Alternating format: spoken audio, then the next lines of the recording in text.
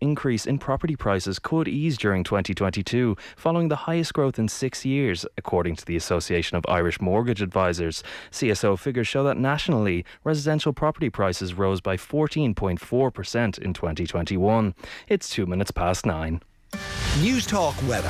Thanks to Ryanair. Leave the kids at home this midterm and book a sneaky getaway with Ryanair low-fare flights to Faro or Malaga. A blustery day tomorrow with bright spells and showers, some heavy and with hail. Cloud will build from the southwest towards the evening, ahead of rain and strengthening winds from Storm Eunice. Temperatures of 5 to 9 degrees. And now you're up to date on News Talk. Your chance to win big. News Talk's cash machine. Now, we have had a cash machine winner this afternoon. So Sean in Kells walked away today with just over €28,000. We have filled the cash machine once again. You could be our latest winner. So right now there's €9,147.83 in the cash machine to be in with a chance of winning. All you have to do is text the word play to 57599. Get your entry in by 3 o'clock Thursday afternoon, and then across the Go Loud network of stations, Barry Dunn will make the call. If your phone rings, answer within 5 rings. Tell him the exact amount in euro and cents, and the cash is yours. So the amount again, €9,147.83. Text play to 57599. Over 18s only. Text cost €2.50 plus your standard message rate to play. You're playing across the Go Loud network of stations. Terms and conditions are on newstalk.com. The Football Show on Off the Ball. With Sky. Watch Premier League, Women's Super League, EFL, Scottish Premiership and much more. Live on Sky Sports. I'm prepared to do anything I can to play for my country again. Do it then. What about your start to the game? It wasn't bad, was it? Why should an honest answer be a mistake? How can a modern day manager not have a mobile phone? Why should he? Yeah, Football Show, you're welcome along. Joe Malloy with you this evening. It's Champions League evening. Kenny Cunningham is in studio. He was just saying there during the news, it's so good to be back with you, Joe. Thanks, Kenny. Let me hit with you this. You like a conspiracy, I can just tell by the heading you. So the Athletic have reported, they've been looking at what's going on here. The Athletic, did you say? Yeah. What is it? It's a online news, right, say no more. Football, sports move on, outlet. yeah, move subscription based, actually. Doing very well. Yeah. Do you subscribe? I did in year one, and I just found I wasn't reading it enough. But I would say more often than not, at least once, twice a week. Is that because you got it free? They said we'll give you 3 years if you publicly I paid for endorse it. No, paid put for your name behind it. I just said I didn't read it enough. Freebies. So you get more of that going forward now. Profiles going up and off the back of the rugby. And can I finish? Yeah. So good luck to you. The Athletic have reported that Southampton have been tactically stopping play between the 60th and 70th minutes in order to hydrate their players. So, Kenny, in 14 of their 24 league games, players gone down requiring treatment on the pitch. In the meantime, the players have all been given energy gels to keep fitness and energy levels high going into the final third of the game. The games in which this didn't happen were pretty much over by the time the 60th or 70th minute happened, e.g. Liverpool's 4-0 win being an example. Mysteriously, nobody went down injured there. Is that that's not a story, is it? It's not a... Is that gaining traction? Is that actually gaining traction, Joe? Are you... I don't know if it's gaining traction. One of the lads mentioned it. I thought that was quite interesting, and I just wanted to see if that was anything that was going on back in your day, no? Well, people taking fluids on board in his stoppage and play. People saying, lads, 60th minute, it's your turn to go down injured without fail. No, I understand what you're saying, like concerted effort to kind of, but, generally speaking, it's always been the case a little bit in terms of whether you're breaking up play at that stage of the game, wherever it is, whether that's in your best interest or not. I think there's a big issue in terms of, not a big issue, there is an issue in terms of stoppage of play. I mean, for quite some time now, the authorities have got it wrong and have been in terms of why they stop play, in terms of players going down. We're getting a lot of stoppages for players being injured for no reason. I mean, the only reason the referee needs to stop a game is for a potential head injury, Joes, unless I'm mistaken. Yeah. There's safety of the player. You're talking about opposition putting the ball out when another player. I'm not talking about opposition. That's another thing. That's another part of the argument which I don't understand. No, I'm talking about referees now.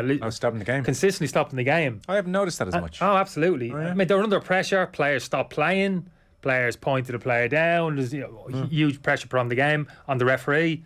But he'll, so kind of referees are facilitating this as well. For me, it needs a stronger line from the authorities. Play doesn't stop for the start. Play doesn't stop unless there's a head injury to a player. And if there's a natural break at the time the ball eventually does go out, get the trainer on. If you have to get the player off the pitch, I'd say would be the best thing to do if he needs to get that treatment. But I wouldn't be, overly bothered about it in terms, this is an absolute outrage. Players taking fluids on board between the 60 and 70 minutes. It's going to happen to an extent. Yeah, it's concerted. Yeah, there is intention there on behalf of the players, but big deal. Yeah, big deal. Yeah, I'd be more concerned in terms of broadening it out into why is the game being stopped? Delivery players going to ground. Why are players still kicking the ball out? Why are the opposition players kicking the ball out when other players go down? I don't understand. Players now are kicking the ball out when their players go down. Yeah. And then they get I wouldn't be surprised if there's a discussion in the changing room, not necessarily Southampton, where managers saying between the 70 and 80th minute, make sure you go down if we have the ball and we kick the ball out, because we know we're going to get the ball back, or at the very least we're going to kick it 60 yards down the pitch. I'd be more worried, concerned about that type of conversation rather than sit your ass on the ground for 20 seconds so we can get some kind of fluids on board. Yeah. I didn't think it was a huge story. I was just going through the various bits I've down and caught my eye as an interesting one. 2 minutes we're never going to get back, Joe, there. That is true, Kenny. We're trying to edit it out of the podcast. In fact, no. They're stuck with it now. They've already listened. They enjoyed it. They'll be watching Southampton and that'll be at the back of their minds now. They'll be sitting there watching Southampton saying, do you know what? They'll turn to whoever they're watching the game with. Just watch here between the 60th and 78th minute. Oh my God, they're actually taking fluids on board. Look, the story was right. The story was correct. So, latest at the San Siro, 49 minutes on the clock, Inter 0, Liverpool 0. We've been updating throughout the evening, so I don't necessarily want you to repeat yourself ad nauseum. But just for the podcast listeners or people coming to us, how would you sum up that first half generally? No, I've enjoyed it. It's a good game. It's a decent quality, better quality from last night, to be honest with you. Inter are doing well, but it's not surprising. Got a good solid team, well set up, defensively sound. They've gone after Liverpool in terms of pressed them high. Their counter press has been good. When they've given it away, they've gone after the ball quickly, haven't immediately taken a step back and withdrawn into the defensive shape. Because of that, they've kind of disrupted Liverpool a little bit. Liverpool's fullbacks haven't been in the game in advanced areas as we're used to seeing, and Liverpool's kind of creative players, Thiago and Harvey Elliott, haven't been on the ball often enough in the key areas of the pitch. The point I thought was interesting, which you made as well when we were chatting, is that Inter have a genuine back three. Most back threes become a back five, and I was referencing that Manchester United Man City game at Old Trafford earlier this season where Cancelo and Kyle Walker had a gazillion touches each. Whereas in Inter's case, they really are throwing the fullbacks on and trying to pressurise Robertson and Trent Alexander-Arnold. There's a bravery about it. Yeah, absolutely. Yeah, they're getting in their faces. They've always done that. Even the back three, to be honest with you, Joe, you'll know it was kind of the likes when Liverpool's front three, likes of Mane and Salah, they'll come on the inside a little bit deep, won't they? And what you'll find, generally speaking, as well, even in the back three, kind of three natural defenders won't want to follow them in there. You know what I mean? They'll hold their position, they'll pass them on to midfielders in front. Well, these won't. Bastoni on the left-hand side and Skriniar on the right, they'll actually travel into midfield as well. And they're told, don't pass that man, actually follow him in there. Don't allow him to receive the ball in space, put pressure on him, force mistakes, turnovers. So they're even actually quite proactive in that respect, even the back three stepping forward, not just our wing backs. So Liverpool haven't had their own ways. That's what I'm saying. It's as simple as that. And off the back of that, they've kind of broken and created a couple of half decent chances. But they do give you opportunities playing that way, committing so many players high up the pitch. Joe, if you're good enough to play through that press and get the ball into forward areas, then the likes of Mane, Jota and Salah are going to find themselves with more space, and generally they'd be used to with that narrow back five that you were talking about. We haven't talked in a couple of months. Liverpool generally, where do you think they are? Yeah, probably about where they deserve to be. If you're talking about in terms of the league table, I think a lot of what they've done this season has been quite impressive, particularly kind of the front three and the kind of rotation there. There's been some outstanding performances. Not perfect, to be honest with you. A little bit of looseness around the place, probably defensively as well. Probably ideally, you'd say conceding more chances rather than goals than we've seen previously. Yeah. People talking of late, Burnley chances they had over the top, but there's been probably a little bit too much of that maybe over the course of the season. But I think they're in a good place now, getting players back. Just feel as if maybe just a little bit of momentum building for them now between now and the end of the season, which is going to be important because they're going to have to find almost top gear. Yeah. If they're going to pull in Manchester City, which I still think is possible, to be honest with you. Yeah, they win their game in hand. There's only 6 points in it. And they're capable of doing it. Yeah, I think they're in a really good place at the moment, but they probably need to find maybe a little bit more. Yeah. Because it felt around Christmas time like they weren't quite in a position to chase down City at all, where now it feels if City had a wobble, they might suddenly be able to kick on a touch. Are you of the school of thought, which quite a few are, that Van Dijk isn't quite back to himself? I think that was the case probably for 6 weeks of the season. I think that was pretty obvious. It looked to me more of a mental thing, very kind of in terms of his movement, change of direction, which was maybe understandable in terms of maybe protecting the knee, not having a huge amount of confidence in it. I think there was a game there at one stage, I think it was maybe the end of September, October, and I thought, wow, he's got through that now. You could see it in terms of that kind of sharpness of movement. I still think with him, though, you might think I'm being utterly critical here. I know it's like one of those things you can't be seen to criticise Virgil van Dijk, but just a little bit of casualness with him still. I might have spoke to you before a couple of years ago. It's that kind of God complex. How good he is. He knows how good he is. Everybody knows how good he is. Don't try not to allow that to seep into your game. Just in terms of little bit of a switch off, concentration levels maybe not quite. Just get a little bit of a hint of that with him even now. A little bit, just in terms of how he carries himself. Does that mean his performances have dipped around? Am I saying he's not playing at the level? No, I'm not saying that.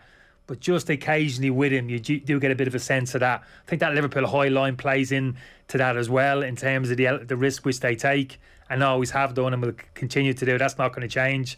The fact that never changed last year, Joe. Remember the injuries that they had? Yeah. Van Dijk with a big injury, and the other players who went out with the team, and they were playing with kids. Nat Phillips, wasn't it, there? And young kid at centre half. Fabinho had to go back there. If ever there was a time you had to change in terms of dropping 10, 15 yards down the pitch and alter your approach or your philosophy in terms of how you play, that had to be it.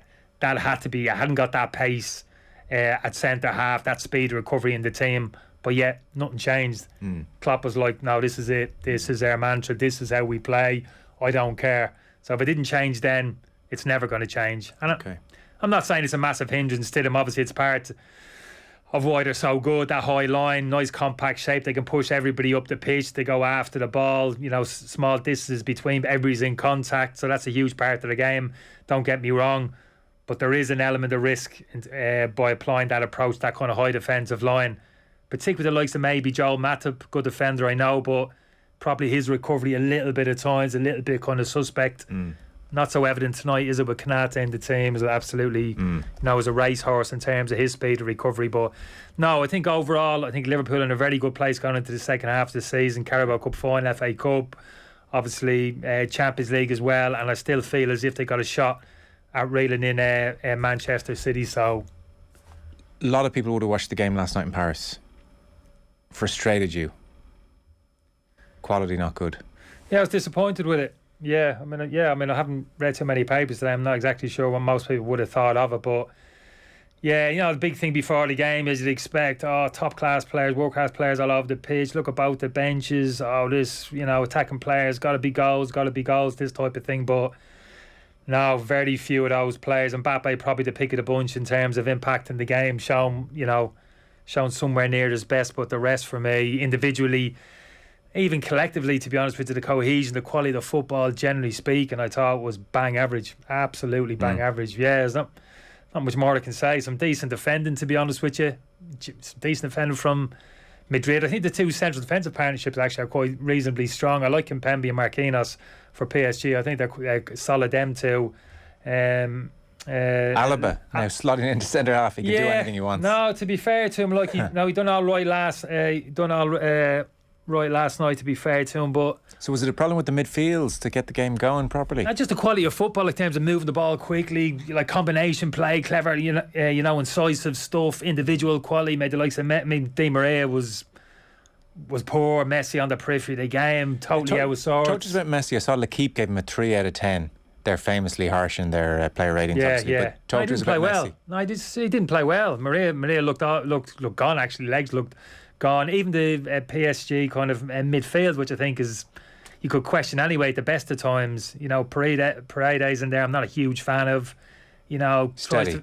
Yeah, tries to physically impose himself, bit of an enforcer, goes down too easy for me. He's always crying, whinging, looking for free kicks. He's kind of efficient with his passing no more. Pereira's probably the same, physical presence, but not a ball player, not going to hurt you with his pass. And probably Verratti, the only one who can get on the ball. But he's not a runner, Verratti. None of those midfield three almost got beyond the ball for the whole night. So none of them are getting beyond the front three in terms of getting into the last third. Yeah.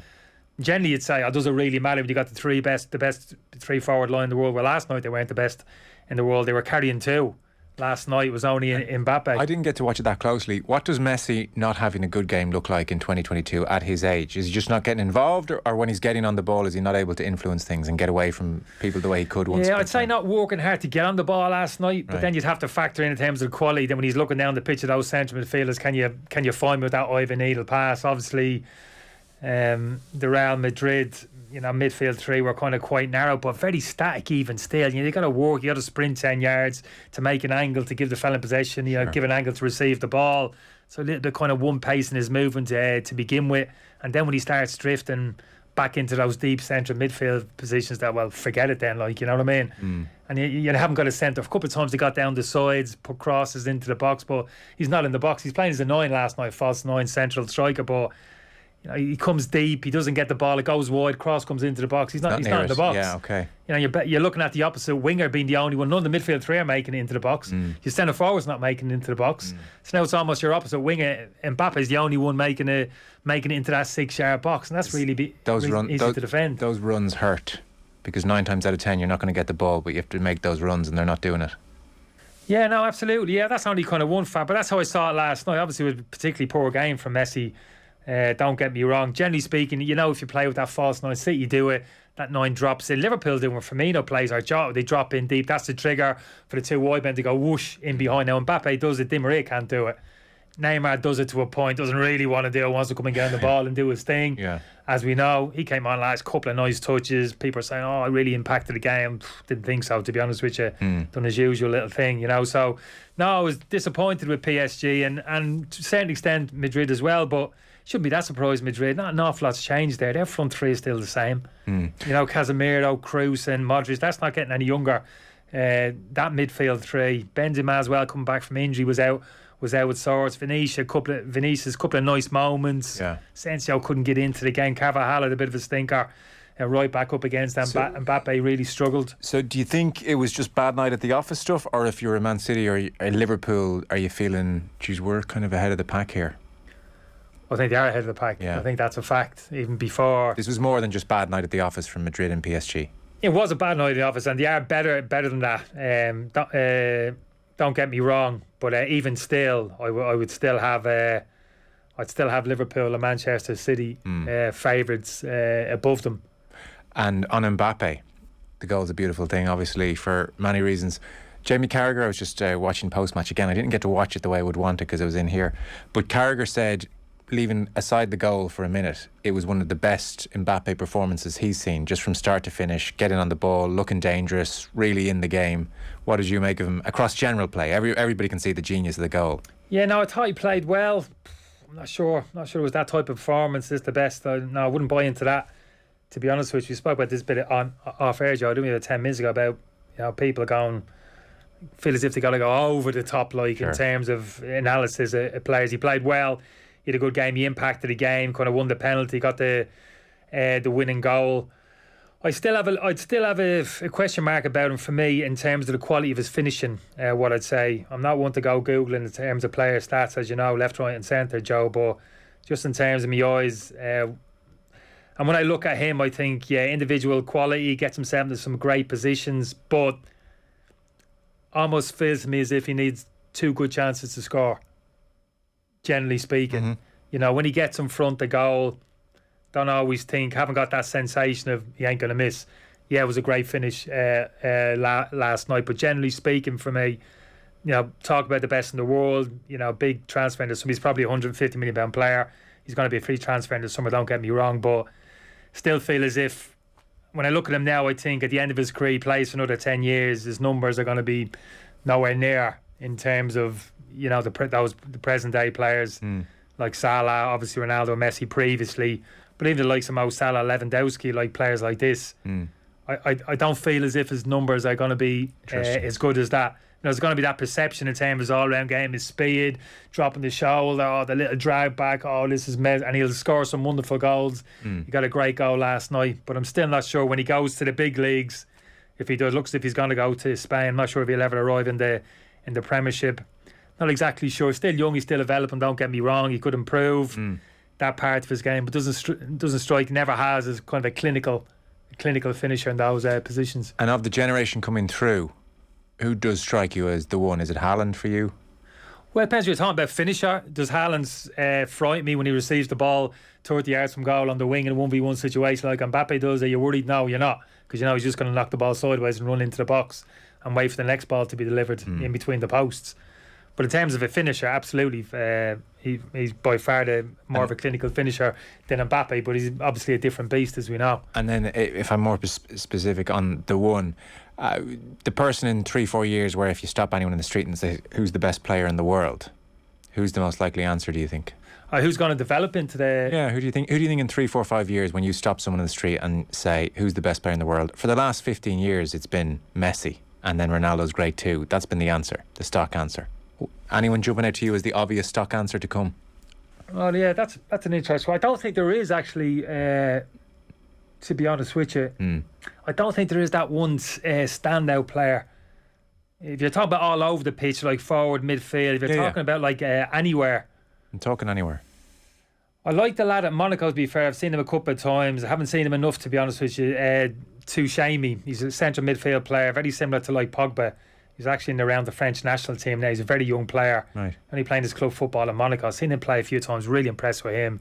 And he's a little bit raw, but still playing at a very, very high level. Yeah. He strikes me as somebody potentially could really develop into a top class player. You see, we could have a phase where it's not as clear cut as it was with Messi, because Messi's so extraordinary. Because you remember that, say if we charted off the top of our heads for a second, late 90s into turn of the century, Brazilian Ronaldo seemed to be kind of top of the tree, and then maybe you segue into, I'd say, Zidane territory, wouldn't you, for a period? And then you had there was a couple of years Kaká, where Rivaldo, you had all these type of players, but you wouldn't say head and shoulders. No, Ronaldinho had a couple of years where it was really, really big. But then Messi came along and it was like, well, this is the Messi decade. But you would say before Messi, it wasn't clear cut for a decade in the same way. We didn't. I'd agree with you. Henri, there was plenty of them, absolutely top class. There's a few. But you wouldn't say you would have got different answers in the street, kind of thing. No, I think you're right. That acts as Messi and Ronaldo have kind of elevated to another level. Numbers, people now off the back of them are now talking numbers, which we never did before. Like you know what I mean. So who's scoring 50, 60 a season? It was insane. Yeah, and Salah's probably Salah's numbers can't be far off that at the moment. No. Outstanding, you know what I mean? It'd be interesting to see. Well, it'd be interesting to see whether he signs a contract extension for Liverpool. That'd be the most interesting thing to see there. I think that's the big. Talk about the elephant in the room. I mean, that's practically the elephant in the room with a tutu on, banging away the drums in the corner. Yeah. I mean, it's 29 years old. Would you give him what he wanted if you're Liverpool? No. I think it's ridiculous. I don't understand it. You got to give him what he wants. I don't actually understand what that means. I mean, so what's he wants? If he wants £1 million a week, you give him $1 million. And you break your wage structure. And then you got every player banging on your door. Well, certainly, whatever the £1 million a week, you're certainly breaking your wage structure. Absolutely, you are. I don't think you can do it, because you can't. Anybody who comes through the door there, you can't sit them down and look them in the eye and say, "Look, there's a wage structure. We'd love to give you one, but we have a wage structure. This football club, and this is as much as we can give you." I mean, that goes out the door. Once you go down that road, it's all over. Well, I hear you, but that's also a lie. Liverpool could pay a lot more in wages if they wanted to. They just have their wage structure. Well, exactly. Wage structure, but they could pay more. They could up the general wage bill to keep Salah and to keep other players happy. Of course they could. They could give him exactly what he wanted. I wouldn't personally, to be honest with you. My attitude towards it is, I feel as if at the moment, if you want to go down this road, I feel as if Liverpool have gone as far as they can, and I think Liverpool are pushing as much as they can. This isn't a situation which you have with other clubs, professionals, young players, where clubs are trying to get them on the cheap. Trying to get him on the cheap on a contract, give him peanuts, take advantage. A lot of clubs generally do. Yeah. I think everybody agrees that's not the case with Mo Salah, is it? Liverpool want to keep him. They're desperate to keep him. And I feel as if Liverpool are pushing as much as they can. What's that number? It might be like 300 grand a week. That's as much. I think they've gone as far as they can go. Maybe he's looking for 4, give or take. Whatever that number is, it doesn't really matter. I just feel as if at the moment, if that's where we are, Mo Salah's come out, and I don't like the comments he's come out with. It's down to Liverpool now. Yeah. It's nothing to do with me. They know what I decision. want. They know what I want. Yeah, I don't like that. Because that's not the case. It's not as simple as that. I feel as if it's for Mo Salah now to reach towards Liverpool and to give a little bit. That's how I feel. I feel as if Mo Salah has been an absolutely unbelievable signing for Liverpool Football Club. He's been absolutely fantastic. He's been a credit. He's improved as a player. His numbers we've spoken about. He's absolutely outstanding. Big part of Liverpool's success the last couple of years. Champions League, league title, the whole shebang. Yak. But hang on. But let me finish. Just let me finish. Shoot, Jack. Go on. But Liverpool, in just equal measure, have been good for Mo Salah. Agreed. Mo Salah wasn't perceived to be the best player in the world when he arrived from Roma for the price that he did. And Liverpool, for me, have an argument to say we've made him a world-class player because they've constructed a world-class team around him and helped elevate him into that position. There's no doubt. And for that reason, that's why I'm saying... You feel he owes them something? He needs to recognise that. I think that needs to be... Mo Salah needs to recognise that and to actually hold his tip as cap to Liverpool. And for me, he does that by signing this contract. If it is for 50 grand or 75 grand less than ideally that he'd want, and he might get a Real Madrid and he might get a Barcelona, which I'm sure his agent is telling the football club. I think it's a massive mistake for him if he leaves Liverpool Football Club. The reception he got the other night, Joe, when he came back from the African Nations, his second half, wasn't it? Yeah. He came on the evening game at Liverpool. The whole crowd went up. Wow, what a feeling! How do you walk away from that? 50 grand, 100 grand a week surely it can't matter. I hear where it's very hard to argue what you're saying in some respects, and yet Mo Salah will be entitled to think to himself, well, I agree with everything Kenny said there, and yet we are where we are.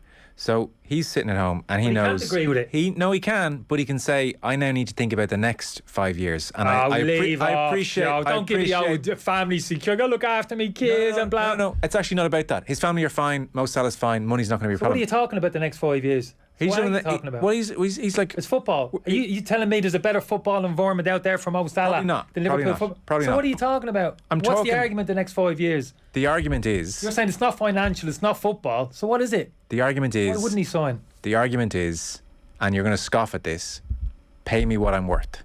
Oh, because that's weak. No. Because why should Mo Salah... What about pay me what's fair? Well, they can equate to the same thing. Because if Cristiano Ronaldo is getting 485 a week... I'm not having it. Well, Kenny, you have to have that because that's the market. I'm not having that argument. Listen... If you're going to reduce it, that argument, well, no. Forget it. But you see, here's the point. But if that's his thought process, show him the door. Get him out the door for 100 million in the summer and go and reinvest. They might have his price in there anyway. He's entitled to get paid market rate. Now, these are obscene things to say when you're talking about these sums. 300 with the market rate. Because here's the thing, Kenny. Why should Mo Salah not get that money? And why should John Henry get it instead? Like Liverpool have this, we have a wage structure. That's just this self-imposed thing to keep profits up for Fenway. I think it's a lot more simpler than that. Kenny, there's so much money in the game. Why shouldn't Mo Salah be entitled to it? More so than John Henry. Why should Ronaldo get 485? Why should De Bruyne get 385? Why should David De Gea get 375? Why should Jadon Sancho get 350? There's always going to be somebody earning a little bit more. Sorry. I'm not finished yet because this is the point. It's more than just somebody. Why should Jadon Sancho get 350?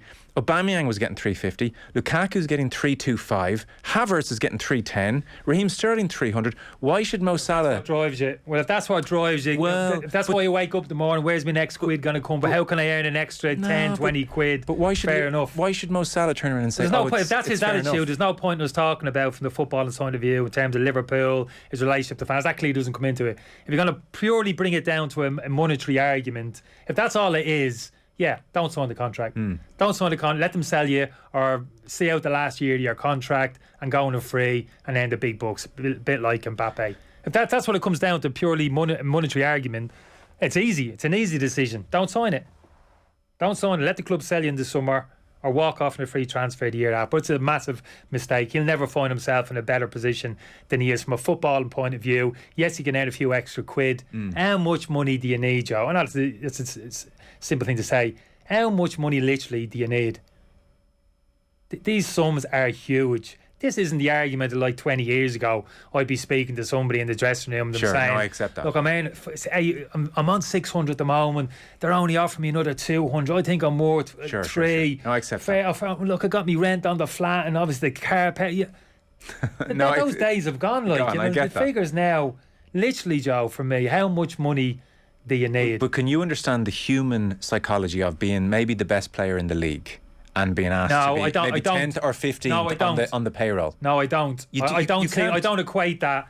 I'm at a level of football in terms I'm the best centre forward in the world, and I need to be paid. I need to have the most money paid to me. I don't see that correlation. I don't buy into that. That's not how I think. That might be easy for me to say. I haven't got his ability. I'm not earning. Sure. But I'd like to think if I was that in position, I wouldn't be doing those maths in the head. That's not how I'd see things. I really wouldn't. I'd be thinking. I don't think you would either, to be fair. I'm in a great place here. All I'd say to most. Does he feel as if the club are pushing as far as they can? Are they looking to get me on the cheap, do me over? That's different. But if he genuinely feels, do Liverpool supporters feel as if Liverpool are trying to get him on the cheap? I don't think so. If they're really pushing as far as they can within the confines of that wage structure, and he's going to be the best paid player at the football club, Joe, in their history, in their absolute history, and they've had some giants in the past. Players, I know it's a different game, money in the game, and all that, absolute giants. And he's going to be the best paid player of them all. Why would you walk away from that? Why? I don't understand it. Off the back of whatever it is, whatever that figure is, 50 grand, 100 grand a week. We'll move on. Believe it or not, I hadn't planned to talk to you about that this evening. I don't know how we got onto that. You started it, actually. You started it. Now that I think about it. Liverpool are 3-0 down, Joe. Back and listen. No, they're not. Podcast listeners, he started that now that I think about it. You can flick back and listen. You brought it up. Will he sign the contract? The elephant in the room. You did bring it up. Okay, because of you, we have to take a short break, and then we'll get to Damien Duff, because Damien Duff was speaking in Dublin this afternoon. I know you're going to the game at Tolka on Friday, so Damien Duff on the way. And the Manchester United leaks. I want to get your thoughts on leaky dressing rooms. It's still 0-0 between Inter and Liverpool, 74 minutes on the clock. Football on Off the Ball. With Sky. Watch big games from the Women's Super League live on Sky Sports.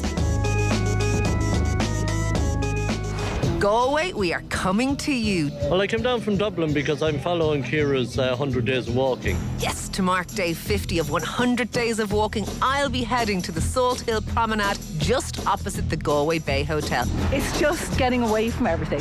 Join me, Ciara Kelly, for a stroll down the prom to celebrate reaching the halfway mark on Saturday, February 19th at 12:30pm. 100 Days of Walking helps people and inspires people and motivates people. Simply register for your free ticket on newstalk.com/events. What's the best site in India? The Taj Mahal? The Golden Temple? For Rintwa, it's his market stall. Some years ago, he lost his sight and then his job. I'm Lisa from Specsavers, and we help the Hope Foundation provide eye care in Kolkata. Rintwa was found to have cataracts. The charity performed surgery, which gave him his vision back. He regained confidence and returned to work. Find out how we're changing people's lives for the better at specsavers.ie. After all that working from home, I can't wait to get working on a tan. And for all those 5k walks, I'm treating us to a 5-star resort.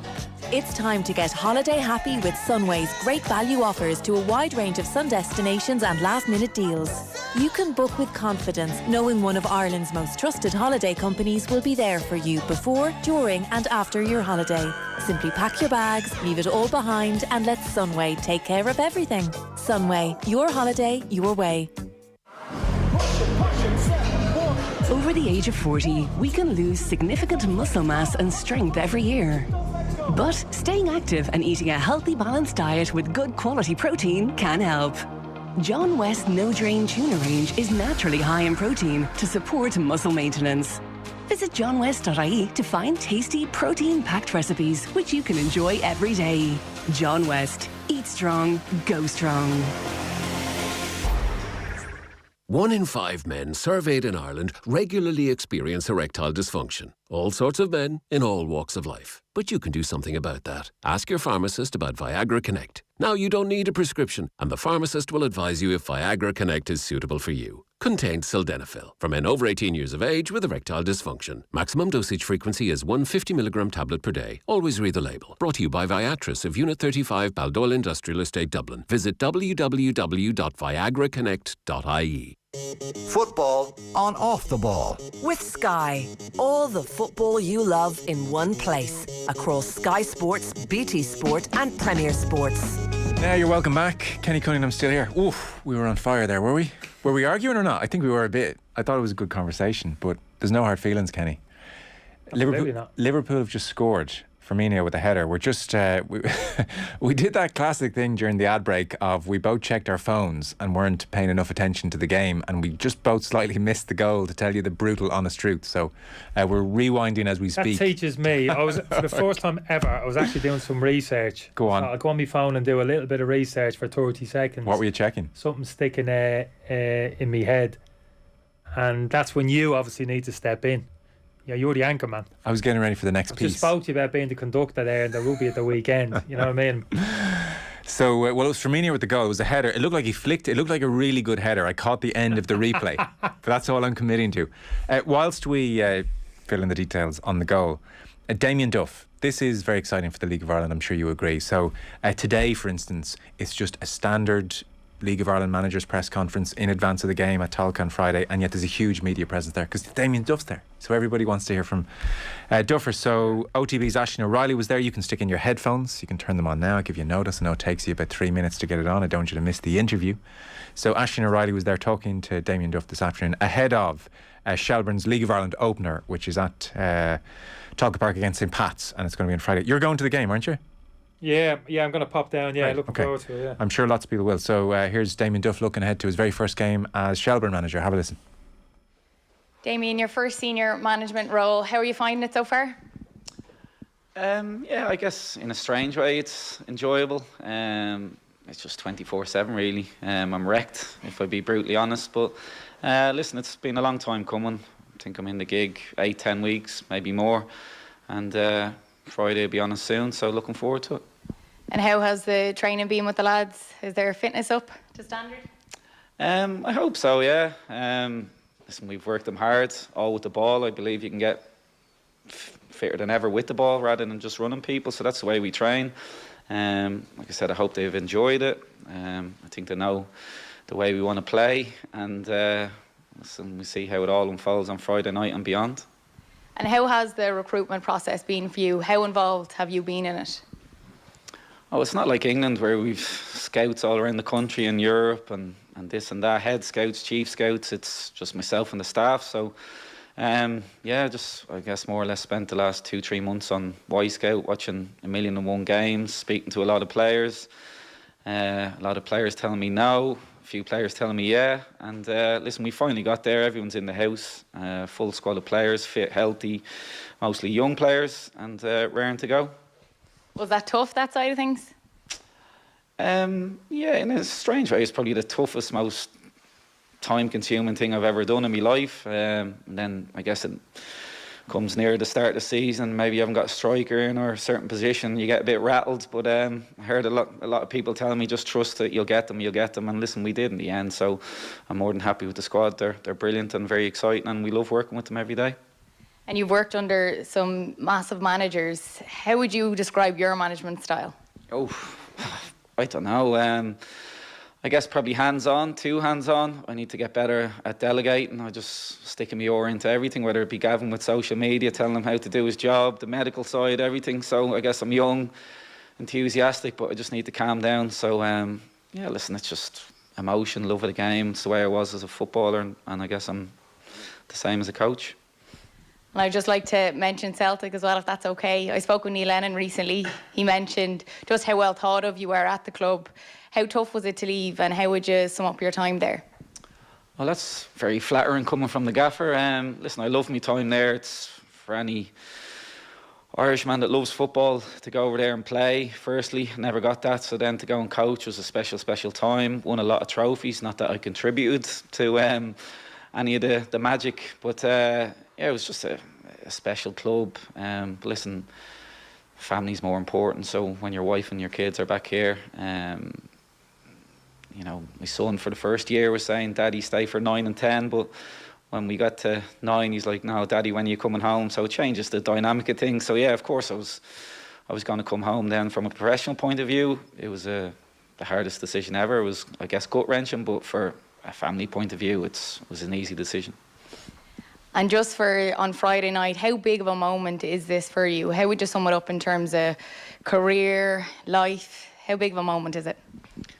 I guess a outside of family occasions, kids being born, etc., it's probably the biggest day of my life, I guess you can say. Yeah, making your debut for Ireland, Chelsea, whatever, winning leagues. But that's the way I view it at the minute. Maybe it's just because it's fresh and in my mind now. But yeah, I guess there's just so much more responsibility on you now as a manager. A lot of people rely on you. So without doubt, the biggest day of my life, yeah. And Shelbourne, it's a giant, not a sleeping giant. Yeah, listen, people have cross-checked me 3 months ago. I think I called it a sleeping giant, but I just think the work that's gone on behind the scenes, I think it's wrong to call that. So that's why I corrected Johnny the other day. Yeah, it is.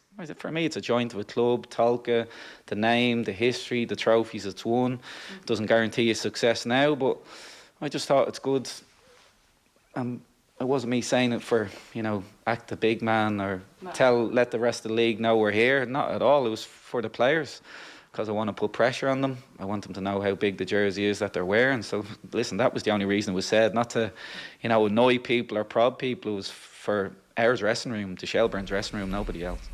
There you are, Damien Duff speaking with Aisling O'Reilly ahead of the league opener on Friday night. As we were speaking there, Mo Salah has put Liverpool 2-0 up. So he's hooked a ball from inside the area through a few bodies, and it's bundled into the bottom corner. Keeper didn't really move, probably saw it late, and suddenly, after huffing and puffing for maybe 70 odd minutes, Liverpool suddenly 2-0 up in this tie. No away goals, of course, we should say, in this year's competition. We had a look back at the Firmino goal, by the way. It was a flick from a corner from post. You reckon keeper might have done better? Yeah, it's a great header, don't get me wrong. Firmino, he's just real touch of class, decent bit of movement to the near post, but really he's no right to score from there. He's well beyond the near post there. I mean, it's a brilliant header. He knows exactly what he's doing. There's pace on the ball, just trying to cushion it towards inside that far post. I think the keeper has to do better. If you look at him, I think his body weight's taking him onto his left hand side. He's got to plant his feet and go back. 27 years of age, wasn't the most athletic in terms of his movement there, but a brilliant header from Firmino. And then obviously Salah's put it to bed. A bit scruffy from Milan's point of view. Kind of header down from Van Dijk, wasn't it? De Vrij, I think it was, a bit of a scratch. He was off balance, didn't get his clearance, didn't get the ball out of the penalty box, and Salah just sensing an opportunity. A bit of a scuffed shot, wasn't, but went through a few legs and wrong foot the goalkeeper again. So yeah, looks like game over. I was watching you there, watching Duffer. As you were watching Duffer, I was watching you, and you were smiling to yourself a few times, looking up like a proud older brother at young Damien. It's first foray. Did you get on well with him? Do you like Duffer? The uncle. Delighted to see him here in the League of Ireland doing his thing? Yeah, yes to all those questions, I suppose. Yeah, I do like him. Obviously we have a shared history in terms of playing for him, but this is different. That's in the past now. Duffer's probably said that as well. It's all about what's in front of him. Yeah, really excited, actually, really interested in terms of how it's going to go for him this year. He's had a big job there. I think people shouldn't underestimate in terms of the off season, the amount of work he's had to do. He's had to rebuild the whole squad, really. If you look at most of the teams in the division this year, they're chopping and changing 4 or 5 players. They've lost a couple, they're adding a couple. The spine of the team, the bones of the squad are there. That hasn't been the case with Damien. Pretty much the whole squad is gone. He's had to put the whole thing together again. So Aaron McEneff's brother's come in as the latest, isn't he? Jordan McEneff has come in from Arsenal. Young player there. Duffer spoke highly of him. He must be a talented boy. Looking forward to seeing him play. So yeah, that's a huge challenge. Getting those players in. It's just a short period of time, and then rolling out in terms of what you expect of them. The tactical setup. He spoke there about what we want. So the work's been done. He does seem like a workaholic. The way he talks about the game, I mean, and the stories, even when he was managing the Shamrock Rovers kids and he was making lunch boxes for them in 6 a.m. sessions, and he said there to Aisling, I'm wrecked. I can't not be involved in every aspect, and maybe look, over time he'll it's great learn. to hear. The enthusiasm is great. He will have to balance it out. Because he needs to be right mentally, physically. He needs to be right. He can't overexert himself, put too much pressure on himself. And he's right, he'll have to delegate to other people. He's got Joey Bryan there alongside him, the football point of view. I'm not sure exactly who else on the squad. So, yeah, that must be the hardest thing to do, because you want to involve yourself in everything. You're enthusiastic. You really want to impact things. You want to work with the players individually, collectively, preparation, training, the whole thing, the psychological aspect. So, yeah, it's great. I'm looking forward to it. Should be a great atmosphere there. Friday night down Talca Park. Can't wait. Well, I suspect his press conferences every week are going to be well attended. He's going to have that effect on the league. Just before we go, actually, before we go into the Salah thing, I was hoping to talk to you a bit more about this, because the Manchester United dressing room seems to be leaky in the extreme. So it's emerged now that Rangnick's number 2 there, Chris Armas, who I think is American, the players are calling him Ted Lasso. And it seems that there are leaks left, right and centre. Even just this evening, German journalist Christian Falk had a story which said that Marcus Rashford, Harry Maguire, a couple of the English players don't like Cristiano Ronaldo trying to take over the dressing room in a sense and to run it with his own clique. And so Rashford, probably what he shouldn't do, but he's perusing Twitter and he sees this and he's written back to say, are we just making things up now? Please stop looking for divides. And the journalist has written back saying, you know this is true. And on we go. Gary Neville was doing his podcast on the weekend after a game, and it was interesting. He was absolutely saying that he is now hearing the leaks coming from players' agents and players' camps. And this is what he had to say about it. You can stick on your headphones again. Well, I thought that was downright disrespectful on Friday. The fact that they were describing the number 2 of Ralph Rangnick as Ted Lasso, I didn't find it funny at all. I thought it was disrespectful. I thought it was disgusting, in fact. In fact, it actually summed up what I think of them, that they are disrespectful. I think if I was Ralph Rangnick and his number 2, to be honest with you, I would gain strength from that, because I wouldn't want to be on the same page as some of those players that are leaking that story. I always remember when I joined Sky and we had the Champions League in the early years, and I went over to Napoli to do a game. I don't know if you were doing that game in Napoli. It was Chelsea v Napoli, and Villas-Boas was the manager. And I don't know if you remember, he left out, I think, Frank Lampard, Essien, Cole. He left out 4 or 5 prominent players. He was obviously in his sort of last days, and managers do that, don't they? They just sort of, like you say, free hit. And I always remember sat there at lunchtime and with the Sky sort of team that were there that day, and the calls coming through to our team and other journalists that were sat around us, you know, slagging off the manager and sort of saying that, you know, leaking team news. And I was like, does this actually happen? Players' agents, players' PR teams are briefing the media on a match day about what's going on in the club. And it was the first time that I'd ever sort of seen it and known it happen. And it really unnerved me. But it's happening at Manchester United now. They're at it. They're at it. The PR teams, their marketing teams, their agents, they're at it. They're protecting themselves. They're in self-preservation of their own player. But what they don't realise is, unfortunately, that when they do go and speak to the media, those media people come and speak to us. So we find out about it, so we know who's briefing.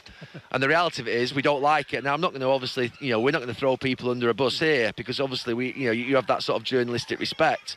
But the fact of the matter is, they're at it. Just like the Chelsea team were all those years ago, this Manchester United team are at it. Self-preservation, looking after one another, excuses all the time. Stop it. Don't try and be clever. Don't try and blame anybody else. Don't try and push your messages out and thinking that we're going to buy it. We're not buying it. None of us are buying it. And the fans can see right through it. So we only have about 2 minutes here, Kenny, but it just speaks to what we all sense about this club. Nothing's really working at the moment. Yeah, no, it seems to be broken a little bit in terms of the dressing room, kind of little cliques, people pulling in different directions. So, yeah, no, there's nowhere to go. You feel as if the relationship between the manager and the majority of the players, there's distance there. I'm not too sure there's a healthy respect between certain players in the dressing room and the manager as well. So, yeah, on a load of different levels, it's not good. Something has to change, and the manager has to change. To be honest with you, a bit of sympathy what Gary Neville's saying there in terms of the manager, but he's not the right fit for me. No. From the outside looking in, I thought it was a mistake when he came out, when he first went in and said, yeah, I'd be interested in taking this on as manager. I thought that was a big mistake from the start. But even in the intervening period, I'm looking at him, I'm not feeling it, to be honest with you. Need to go and target our next manager. For me, it's Pochettino. But I actually wouldn't be waiting until the end of the season. I was actually thinking that PSG get knocked out over 2 legs against Real Madrid, I'd go big to get him straight away. Because as bad as it's got at Manchester United of late, there's still a chance of that 4th Champions League spot. Amazingly. Yeah. And I think with the right man at the helm, those problems in the dressing room, I think, I wouldn't say they sort themselves out totally. I think some players will have to go out the door in the summer, but it needs the right manager, the right type of personality in there to do that. I don't think he's there at the moment. They need to bring him in. I think that's the first thing. So get him in sooner rather than later. Yeah, Did you have a dressing room that was leaky and you were coming in on a Monday going, lads, why is this? No, it throwing wasn't paper? around that. Yeah, that type of thing. Bigger clubs, maybe. Social media, yeah. you'd have the grumblings and this and that, people not in the team having it, but that never found its way out into the age on social media and found its way into the public domain, really. It must be disconcerting, though, if you're a good pro and you're coming in and we're all over the back pages with, lads, who let it out that we're calling your man Ted Lasso? That kind of stuff. Yeah, no, it is. Yeah, it's a little bit of comedy. People be laughing at it, but it's not what you want. Like professional outfit, not just that. It's just if it's Manchester United. They players want to be. Even the players themselves. It's a short career. You want to be successful. You want to be part of a winning team. Yeah. You want to be in a good dressing room. Everybody pulling together. That's not the case of Manchester United. And I think there's some good players in there. Some good personalities. Don't get me wrong, but yeah, they need to get. For me, it's the manager. Yeah, that's the biggest thing that's got to change there. Is the manager. Okay, we just need Neville to start naming names pretty soon. That's when things get really, really spicy. Our football show coverage is brought to you by Sky. Watch every Champions League and Europa League match live on BT Sport this season. Still Liverpool 2, Inter 0. Football on Off the Ball. With Sky. Watch big games from the Women's Super League live on Sky Sports. A beautiful bouquet of flowers. It can say more than words ever could. To celebrate, congratulate, or just let someone know you're thinking of them. At flowers.ie, we know every bouquet is special. So every order we receive is hand-picked, arranged with care, and delivered with love across Ireland. We even send a video before it's delivered, so you know it's just right. Say it with flowers at www.flowers.ie. Rated 5 stars on Trustpilot. Have you downloaded the Live Score app yet? If not, you're missing out on more live UEFA Champions League